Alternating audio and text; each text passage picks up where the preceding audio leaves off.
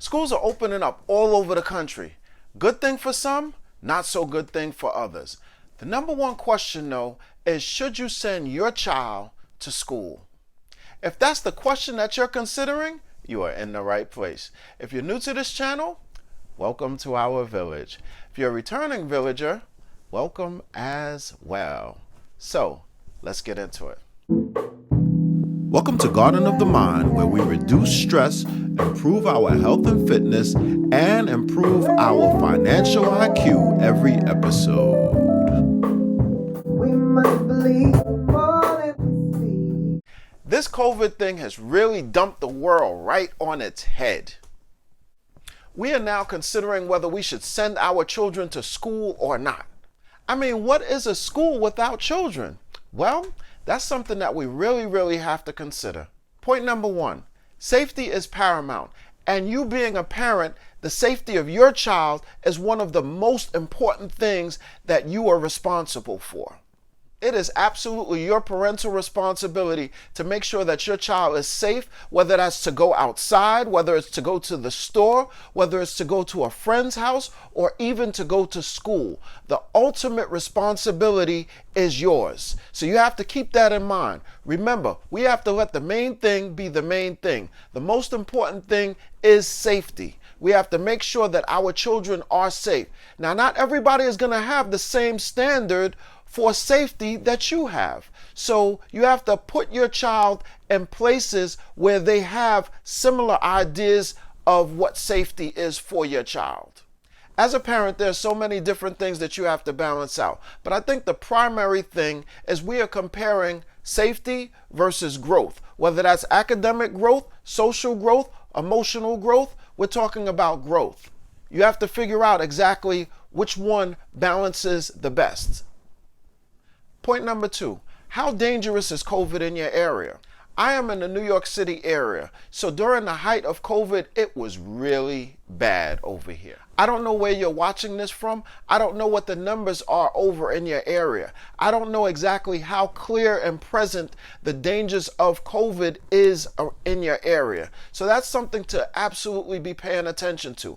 Are the numbers going up or are the numbers going down? How about closer to where it is that you live? Do you know of people who have COVID? How many people do you know who have COVID, have had it, experienced exposure to COVID? All of these things are considerations for you to think about when it's time to send your child to school. You also have to consider who you are sending your child to school with. Do these other children travel to different places where there may be a hotbed or upticks of COVID? All of these things are considerations for you to make as a parent. Point number three, what type of learning style does your child exhibit? Is your child's learning style more conducive to be in remote or in school? Those are things that you have to figure out. Is your child a visual learner? Is your child an auditory learner? Is your child an independent learner? How has your child competed during this COVID season? Were they in remote? How did they do? Were they ones that you had to continue to remind about their assignment, or were they independent? How were their grades as a result? You have to consider all of these different factors in terms of whether your child should go remote or possibly not. Whatever it is that you decide, it's going to be a difficult decision, because if your child does stay home for remote, we're still talking about their social, their emotional, and their educational growth possibly being stunted, because we are communal creatures and children learn best in groups with other children. Now, if they go to school, then you also have to balance that out with how many other students are going to be there. What is going to be the procedure while they're there? Are they all going to be wearing masks? All of these things you have to figure out what is going to be the best for your child. Point number four, extenuating circumstances. I don't know exactly what extenuating circumstances that you may have, but those are things that you have to consider. For example, you have going to school.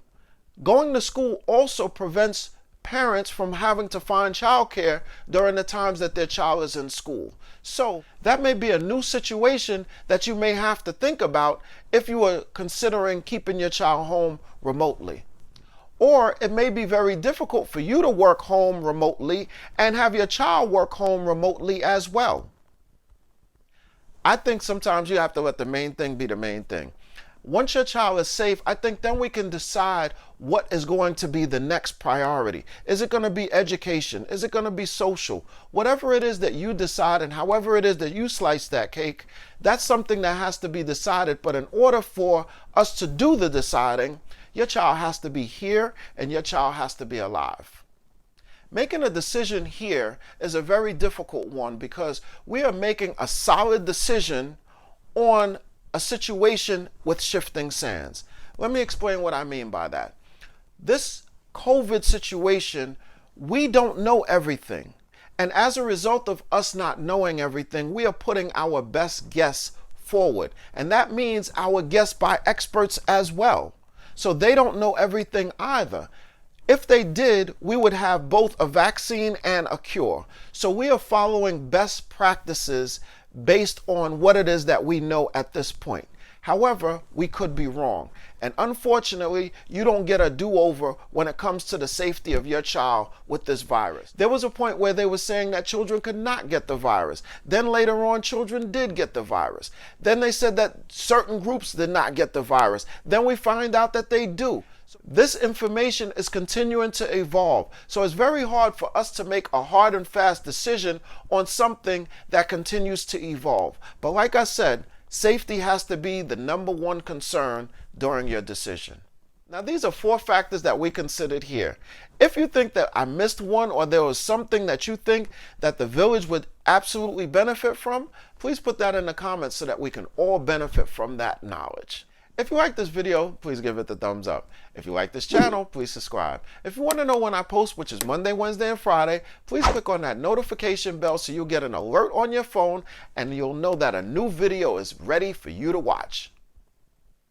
And remember, thoughts are actions, words have power, and actions have consequences. I'll see you for our Monday portion. I'll see you then.